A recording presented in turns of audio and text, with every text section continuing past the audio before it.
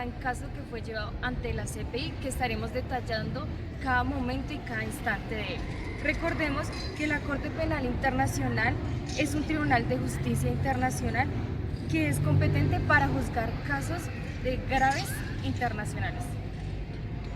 El día de hoy presentaremos el caso de Matthew Chui, el cual es un ex líder militar que estuvo implicado en un caso judicial por graves crímenes de guerra y crímenes de lesa humanidad en la República Democrática del Congo, donde conoceremos cuál es la historia y cuáles son los hechos que rodean este trágico suceso.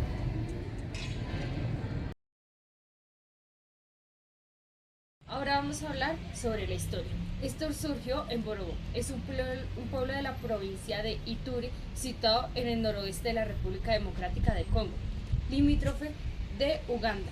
Se compone de 5 territorios. Primero está Uru, Duyugu, Irumu, Magahi y Mambasa, y su capital es Bunia. Entre 1999 y 2003, un violento conflicto armado entre los grupos étnicos Lendu, Nitigi y Ema consumió la provincia de Ituri. La tensión entre Ema, cuya actividad principal es el pastoreo, y Lendu se dedicó sobre todo a la agricultura. Existe principalmente desde hace décadas y en ocasiones ha estallado de manera violenta. El gobierno colonial acentuó la división y la desigualdad entre ambas comunidades, así como entre los demás grupos étnicos de la región. Los líderes políticos y militares de la región han fomentado despiadadamente el conflicto. En la zona territorial de Ituri es una zona de considerable riqueza natural, como tierras de labranza que pueden llegar a ser muy productivas, yacimientos de oro, diamantes y otros minerales preciosos, como el petróleo, y un importante comercio con Uganda, con los lucrativos derechos de aduana que comportan.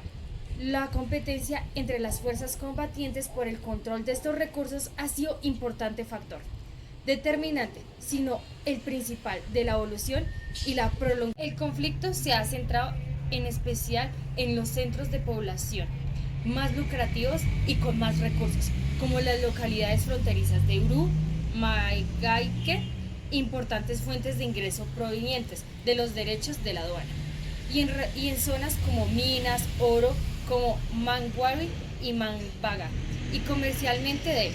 Las tensiones políticas y étnicas han dado como resultado muchos años marcados por graves crímenes internacionales, como los asesinatos masivos, el uso de los niños soldados, saqueos, delitos sexuales y de género, entre otros. Ya en la Segunda Guerra del Congo, también conocida como la Guerra de Ituri o la Guerra de Bogoro, ocurrió en la región, en esta región, en el noroeste de la República, entre 1999 y el 2007. Esta guerra influyó significativamente en los crímenes ejecutados en Bogoro. Daremos paso a uno de los aspectos más importantes que rodean los hechos de esta terrible tragedia. Matthew Ngolo Chui fue un líder militar de la República Democrática del Congo, específicamente en la región de Ituri. Fue acusado de ser uno de los responsables de la comisión de graves crímenes de guerra y crímenes de lesa humanidad en el contexto armado de esta región. Los hechos del caso de Matthew Chui están relacionadas con su papel en las violaciones perpetradas por las fuerzas bajo su mando, en particular el ataque que se ejerció sobre el poblado de Bogoró, el caso principal por el cual Matthew es llevado ante la Corte Penal Internacional. Este ataque fue llevado a cabo por fuerzas de la milicia de la Unidad de Defensa Patriótica del Congo, o la UDPC, una facción armada que este señor lideraba en colaboración con otras fuerzas. El ataque a Bogoró fue uno de los episodios más sangrientos y emblemáticos de la violencia de la región de Ituri, en la República Democrática del Congo. Una milicia, la cual era liderada por Matthew, que junto con otras fuerzas aliadas llevaron a cabo un ataque devastador sobre este poblado. El inicio del ataque se da el 24 de febrero del 2003 a las primeras horas del día. Las fuerzas de la UDPC y sus aliados Lendu lanzaron un ataque a gran escala contra la localidad de Bogoró en la provincia de Iturí. Este ataque fue parte de un conflicto más amplio entre dos comunidades o dos etnias que eran Ema y Lendu. El motivo de este ataque o el objetivo era consolidar control sobre la región y castigar a la población Ema. De hecho, la UDPC en particular había sido conocida por su fuerte liderazgo en la lucha contra las milicias rivales Ema. El desarrollo del ataque básicamente comenzó en la madrugada cuando las milicias de Ngojolo se infiltraron en la población de Bogoró y sorprendieron a los residentes. Las fuerzas de los atacantes fueron tremendas, usaron tácticas militares combinadas, entre ellas asesinatos masivos. Las milicias mataron a decenas de personas, entre hombres, mujeres y niñas. La matanza fue indiscriminada y se llevó a cabo tanto en la aldea como en áreas circundantes. También se reportaron violaciones sistemáticas de mujeres y niñas como parte de una estrategia para sembrar el terror y la humillación entre la población. Muchas mujeres fueron secuestradas y usadas como esclavas sexuales. Una de las formas más devastadoras de ataque, las violaciones masivas, no solo fueron una forma de abuso, sino que también una estrategia de terror. En algunos casos, los niños también fueron forzados a unirse a las filas de los combatientes para ser utilizados como soldados en futuras batallas. También la casa y las propiedades de los residentes fueron saqueadas y quemadas, lo que dejó a muchas personas desplazadas y sin hogar. Además de las muertes, muchos civiles fueron torturados y desplazados huyendo hacia áreas más seguras. El ataque se caracterizó por una violencia extrema y al final de la jornada la aldea estaba completamente destruida. El saldo de muertos fue bastante elevado. Se estima que fueron entre 200 y 400 personas las que murieron durante este ataque. Sin embargo, el número de víctimas no es exacto debido a la dificultad para acceder a las áreas afectadas y la falta de documentación precisa. Uno de los aspectos más importantes y llamativos del ataque a Bogoró en el 2003 fue no solamente la violencia generalizada, la extrema brutalidad de los crímenes, sino también el uso de tácticas militares diseñadas para destruir a toda la comunidad. Y no solo de la destrucción de la comunidad, sino de su identidad. Básicamente no era solo violencia física, sino un ataque estratégico a su identidad, a la identidad de los pueblos afectados.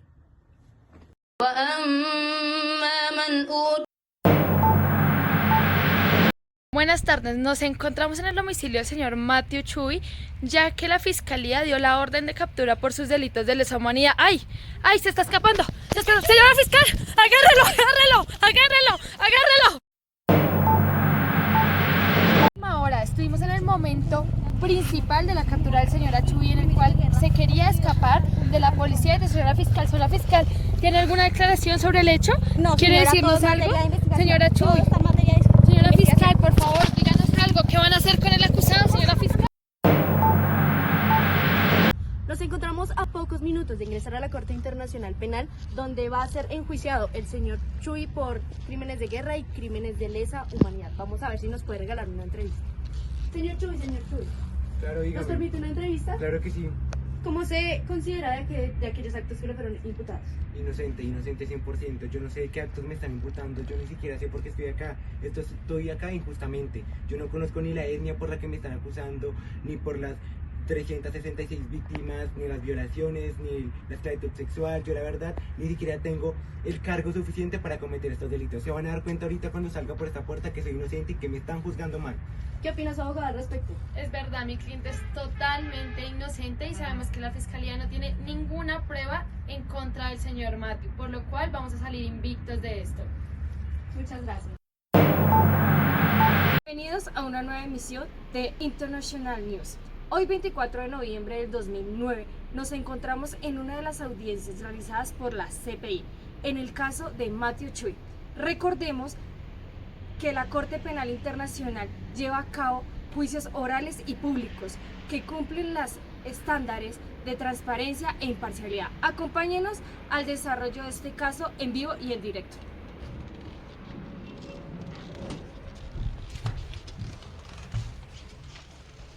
Bueno, ahora vamos a dar paso a la señora fiscal para que empiece a imputar los cargos contra el señor Matthew Chui. Por favor, adelante, señora fiscal.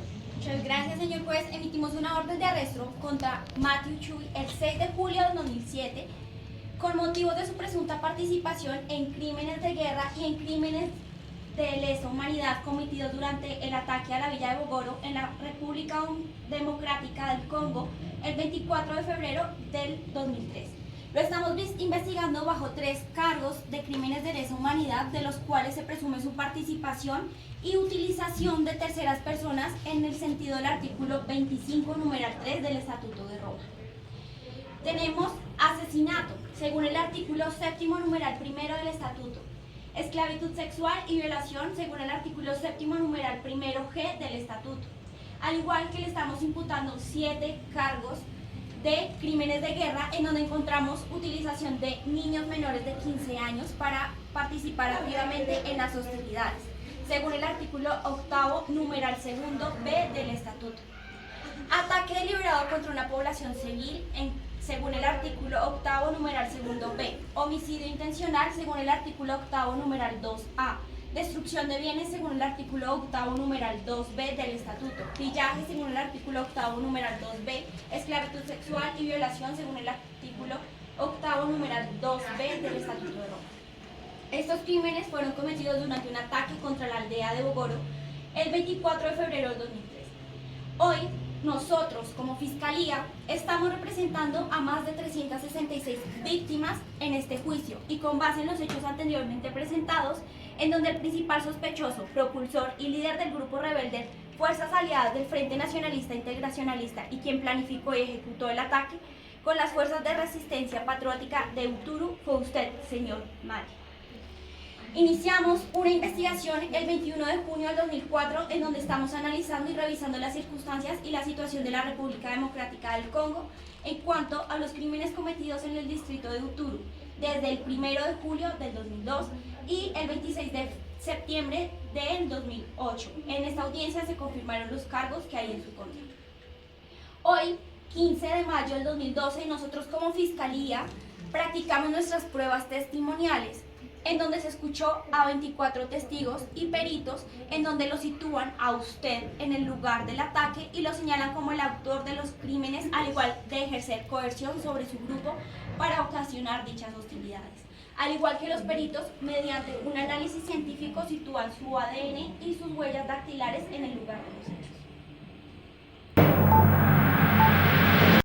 Acabamos de presenciar la intervención de la Fiscalía en el juicio, la cual acusa a Matthew Chui de cargos por presuntos crímenes de guerra y de lesa humanidad, por los cuales es acusado individualmente y en caso de ser probada la participación será penalmente responsable.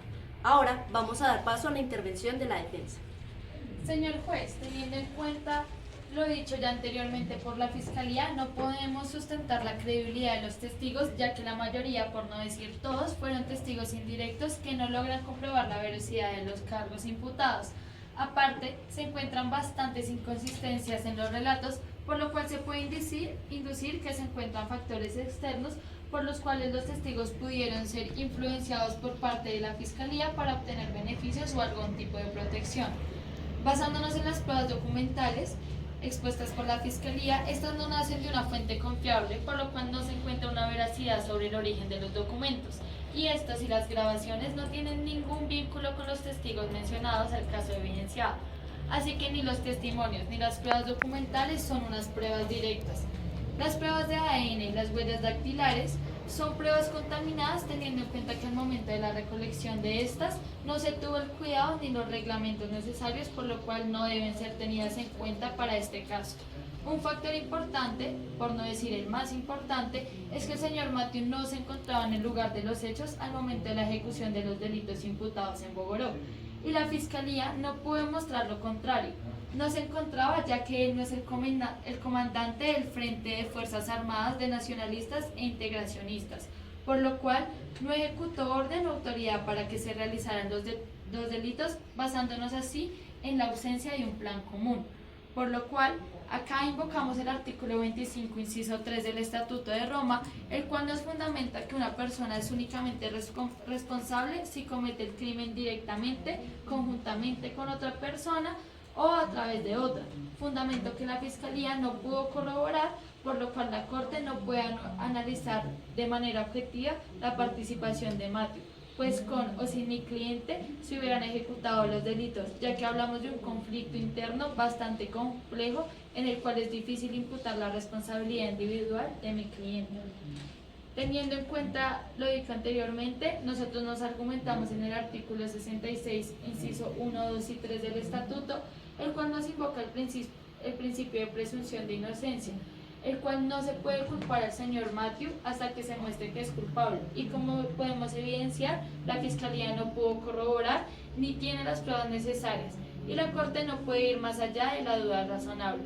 Invocamos el artículo 67, en el cual el juicio debe ser un juicio justo, en el cual a mi cliente se tenía que haber informado de los cargos en su contra y los testigos debían ser examinados. Aparte, la Fiscalía mostró pruebas bar table, ya que no se permitió que la defensa contrainterrogara a los testigos sobre la validez de sus testimonios, concluyendo así que no se cumple con los estándares impuestos por el Estatuto de Roma. Recordemos que el Congo se ha vinculado con la Corte Penal Internacional desde el 2004, cuando se inició la primera investigación de este caso. En esta participación ha sido importante en la búsqueda de la justicia y responsabilidad de los crímenes de esta región. Ahora vamos a darle paso al juez para la decisión. Siendo las 12:30 de la tarde del día 18 de diciembre del 2012, voy a dar paso a emitir mi decisión después de haber escuchado a la parte de la defensa y a la parte de la fiscalía. Declaro al señor Matthew Chui no culpable de todos los cargos que se le imputan en relación con los crímenes cometidos durante el ataque del pueblo de Goro el 24 de febrero del 2003 en República Democrática del Congo. Los cargos imputados son asesinato, ataques deliberados contra civiles, violaciones, esclavitud sexual, reclutamiento de niños soldados, saqueo y destrucción de bienes. Las razones de la absolución es 1. La falta de pruebas suficientes según el artículo 67 del Estatuto de Roma, derechos del acusado, que garantiza que el acusado tenga un juicio justo, público y con unas garantías necesarias. El señor Chui tuvo el derecho de cuestionar la credibilidad de los testigos y la validez de todas las pruebas presentadas por la señora fiscal. Y la CPI, como CPI, concluimos que no había evidencia más allá de toda la duda razonable para demostrar que el señor Chui, como comandante del grupo armado Frente de Nacionalistas e Integracionalistas, había ordenado a coordinar el ataque a Bogoro. Además, las declaraciones de los testigos claves presentaron inconsistencias y no fueron considerados suficientemente fiables. Además, los testigos aportados nuevamente por la señora fiscal son cuestionables por su falta de credibilidad y consistencia en su declaración, ya que muchos de ellos al momento del juicio cambiaron su versión y otros no pudieron corroborar lo que había pasado en los detalles dados. Respecto de las pruebas materiales, no se presentaron pruebas que pudieran corroborar y vincular directamente al señor Chui por los crímenes que perpetraron a Bogoro. Además, el estándar probatorio de la CPI, aunque como la CPI reconocemos que los crímenes de Bogoro fueron extremadamente graves, señaló que su mandato es únicamente condenar a individuos y la evidencia demuestra su responsabilidad penal más allá de toda duda razonable, lo cual no ha sucedido. Y por último tenemos duda razonable, según el artículo 74, que es requisitos para emitir una decisión, que estipula que las decisiones deben basarse exclusivamente en las pruebas presentadas y debatidas durante el juicio, lo cual estas pruebas no fueron suficientemente claras y pudieron ser veraces para condenar al señor Chui. Entonces no podemos ignorar que las dudas presentadas en este caso, pero nosotros como CPI tenemos el derecho y el deber de proteger al señor acusado y no podemos emitir condenas contra él basadas en pruebas insuficientes o cuestionables, que fueron las que nos presentó la señora fiscal. Entonces, ya para terminar, vamos a dar la liberación del señor Matthew Chui apenas termine el juicio. Muchas gracias, doy por terminada esta sesión el 18 de diciembre del 2012. Una decisión histórica. Por primera vez, la CPI emitió una sentencia de absolución después de las pruebas presentadas en su contra. No se establece más allá de toda duda razonable que el acusado estuviera involucrado en los hechos. Nos demuestran los altos estándares de la prueba requeridos para emitir una condena y la independencia de los jueces al tomar sus decisiones. Se destaca la importancia de garantizar un juicio justo basado en pruebas sólidas.